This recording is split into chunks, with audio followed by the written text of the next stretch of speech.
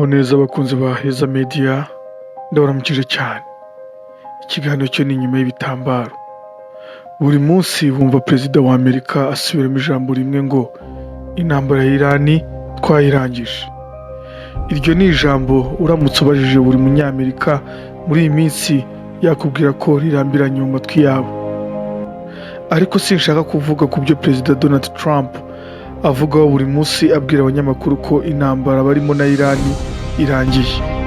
Ahubwo ndashaka kuvuga ku nsanganyamatsiko igira iti ninde wungukira mu ntambara ya Irani. Hari ikibazo gikomeye ngiye kukubaza. Ese iyi ntambara itangiye ninde mu busanzwe igira akamaro? Ese ni uruhande rurwana cyangwa n'uruhande ruba rurwanwa? Ese ni abasirikare bari ku rugamba? Ese ni abaturage? Cyangwa hari abantu baba bari mu biro byiza bari kunywa ikawa ariko buri munsi intambara ikabinjiriza amafaranga menshi? Iyo urebye intambara yabaye hagati ya Irani n'abanzi bayo, ushobora kwibaza niba ari guharanira umutekano gusa cyangwa niba hari izindi nyungu ziba zihishe inyuma yayo. Uyu munsi tugiye kugendera ku bihuha cyangwa theories zitagira ibimenyetso. Ahubwo tugiye kureba amateka, politike n'ubukungu kugira ngo dusobanukirwe ikibazo gikomeye kigira kiti ninde wungukira mu ntambara iri guhuza Irani na Israel na Amerika. Mbere na mbere tugomba kumenya aho amakimbirane ya Irani yatangiriye, kandi ikindi ushobora kumenya ntabwo ari amakimbirane yatangiye ejo cyangwa ejo bundi cyangwa umwaka ushize, ahubwo amaze imyaka. Mu mwaka w'1979 habaye impinduramatwara muri Irani. Ubutegetsi bushya bwagiyeho bwa Repubulika ya Kisilamu itangira kutavuga rumwe cyane cyane na Leta Zunze Ubumwe za Amerika n'Abongereza n'ibihugu byo mu burasirazuba bw'Uburayi. Kuva icyo gihe habaye imyaka myinshi y'ibihano by'ubukungu kuri Irani n'impaka zikomeye kuri gahunda ya nucleaire ya Irani. Na nyuma ndetse haje kuvuka imitwe yitwaje intwaro ifashwa na Irani mu karere ka Middle East. Iyi mitwe bavuga ko ibangamiye umutekano wa Israeli. Ibyo byose byagiye byubaka umwuka mubi kugeza aho amakimbirane agenda afata indi ntera hagati ya Israeli ifatanyije na USA barwanya Irani. Kuva icyo gihe kugeza ubu, ibyo ni byo bibazo bijyangayikishije izi mpande zombi. Wakibaza ati se izi mpamvu nizo zirimo guteranya Irani na Israeli iri kumwe na Amerika? Impamvu ya mbere bavuga ngo ni ugutunga ibitwaro bya nucleaire Irani ishaka kugeraho, ndetse ngo n'indi mpamvu bapfa bikomeye ngo ni ugufasha imitwe yitwaje intwaro nka Hamas mu bikorwa byo guhungabanya umutekano wa Israeli bikozwe na Irani.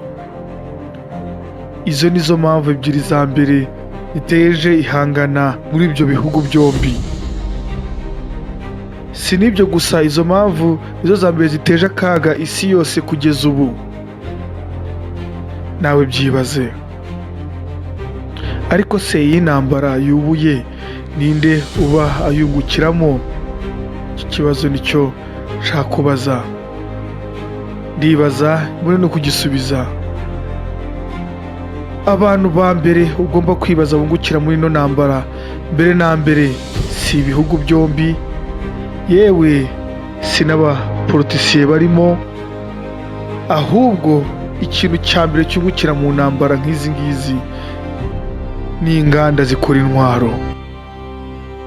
Ndabyumva biragutangaje, ariko uko niko kuri.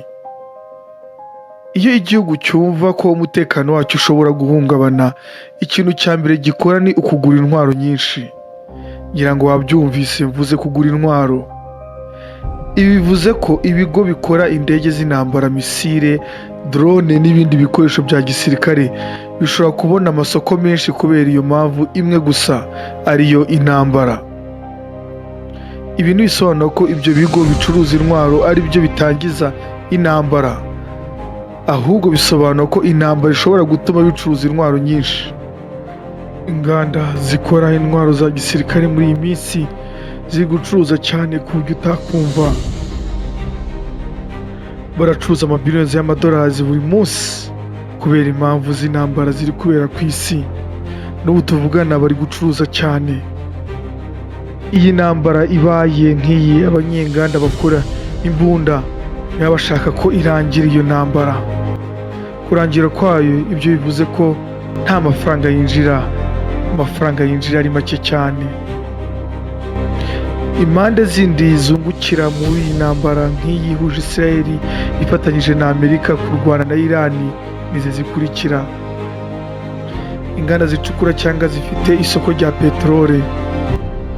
Iran ni kimwe mu bihugu bifite ububiko bunini bwa peteroli ku isi.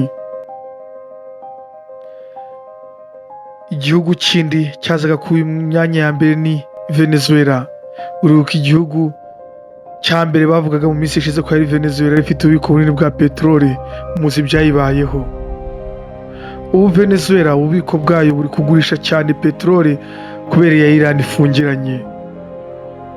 Iyo habaye amakimbirane muri Middle East, abashoramari benshi baguze imigabane myinshi muri sosiyete zicuruza peteroli zo ku mugabane wa Amerika. Ubu nibo bari gucuruza cyane kuko muri aka gace nta ntambara iriyo. Ibiciro bya peteroli byazamutse cyane bitewe n'agace ka Strait of Hormuz karimo karaberamo ino mirwano. Nyamara bavuga ko hava gusa 20 bya peteroli icuruzwa ku isi cyangwa ikoreshwa ku isi. Ngahibaze abacuruza 80% ya peteroli isigaye ukuntu bari gucuruza cyane, bari kungukira mu kibazo cy'intambara ishyamiranyije Amerika na Iran.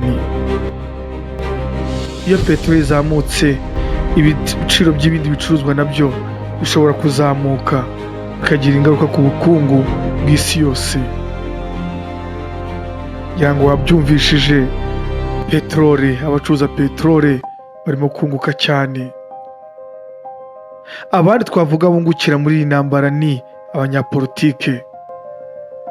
Hari igihe abayobozi b'ibihugu bakoresha ikibazo cy'umutekano kugira ngo bashimangire imyanzuro yabo cyangwa bongeye gushyigikirwa n'abaturage.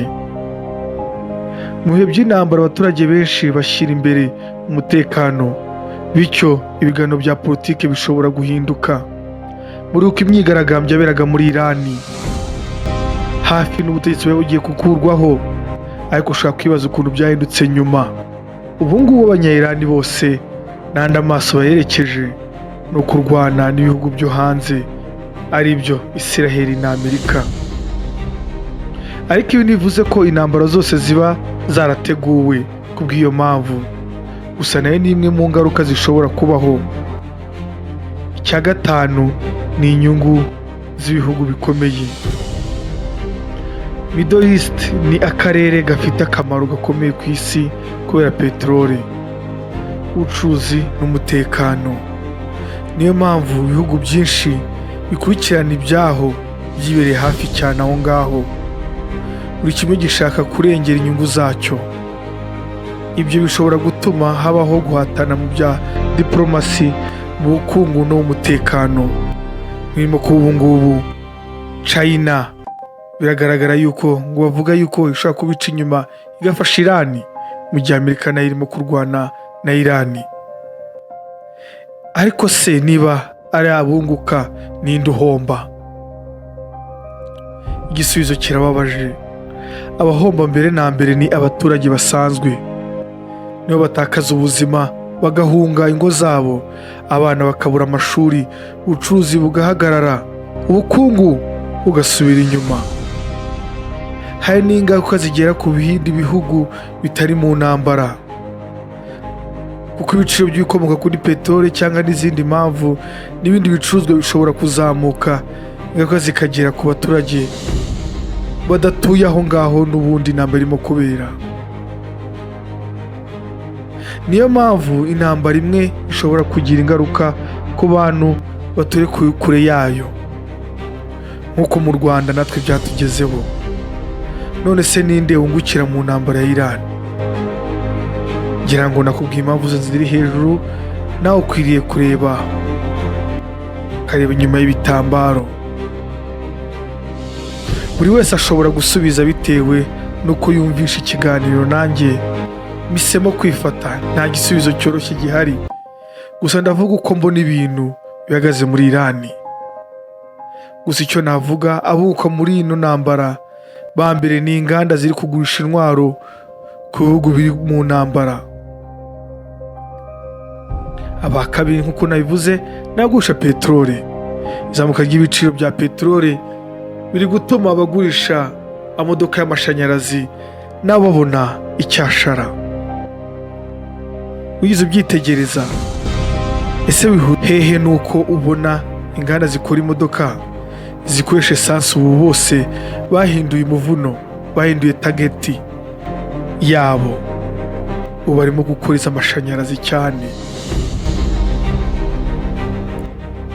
Ariko ikigaragara nuko abo bose mvuze hejuru nibo bari mu nyungu, naho abaturage ba Iran bo bari gutakaza byinshi cyane, harimo n'ubuzima bwabo. Bahindutse iturufu y'intambara kugira ngo isi ihinduke ijye mu yindi ntumbero yo gukoresha ibikoresho bindi bishyashya, ari byo imodoka z'amashanyarazi. Niyo mpamvu iyo twumva amakuru y'intambara tugomba kwibaza tuti, ninde uri kwishyura igiciro cyayo, kandi ninde ushobora kuba ari kuyibonamo inyungu? Mu bibazo bikomeye by'intambara si kenshi wumva bavuga ukuri kwishe inyuma y'ibitambaro. Ubibwirwa n'itangazamakuru, naho biba bihuriye, kuko n'itangazamakuru naryo ubwabyo rivuga ibyo babihaye kugira ngo bivuge. Iwabigeraho ureba intambara zagiye zibanza zahuje Amerika n'ibindi bihugu byagiye bishyamirana nayo nka Iraq cyangwa Vietnam. Iyo witegereje neza, n'ubu haracyavumburwa izindi mpamvu zidafite aho zihuriye n'ibyabanje kuvugwa mbere y'uko intambara itangira hagati y'ibyo bihugu na Amerika. Intambara ibamo byinshi bihishwa, ariko kuri gukanga ukajya hanze nyuma. Gusa intambara murabizi mwese ko nta keza kayo, kandi abarengana cyane ni abaturage cyane. Vuze byinshi nyuma y'ino ntambara ya Iran na Amerika nazageze ejo. Gusa ndabashimiye abo twabonye muri iki kiganiro. Niba wakunze ikiganiro, kanda like, subscribe, kandi usangize iyi video inshuti zawe. Njya kugezaho kino kiganiro ndi Golden Mask. Ikiganiro ni nyuma y'ibitambaro, aho dusesengura inkuru zikomeye, tukareba ibizihishe inyuma mu isi ya politike, imyidagaduro na siporo. Murakoze cyane, tuzongera kubona mu kindi kiganiro. Yesu Kristo abamere umugisha. Ciao.